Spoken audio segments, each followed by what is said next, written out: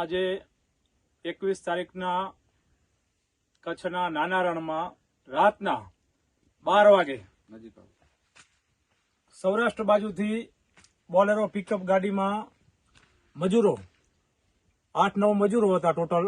એ લોકો કચ્છના નાના રણમાંથી ટીકરથી પલાસવા શોર્ટકટ રસ્તે વાગડ વિસ્તારમાં આવતા હતા અને આ લોકો કચ્છના નાના રણમાં ફસાઈ ગયા. સાંજના 4 વાગ્યાના ફસાણા હતા.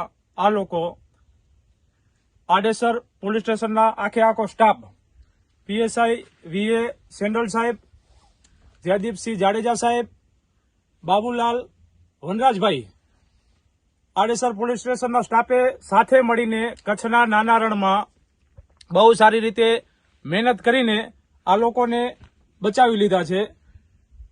કચ્છના નાના રણમાં પાણી કે ખોરાક કંઈ હતું જ નહીં ગાડીમાં, ને આ લોકોએ રાતના 2 વાગે રેસ્ક્યુ ઓપરેશન કરીને કચ્છના નાના રણમાં બધા મજૂરોને બચાવી લીધા છે. આડેસર પોલીસ સ્ટેશનનો ખૂબ ખૂબ આભાર.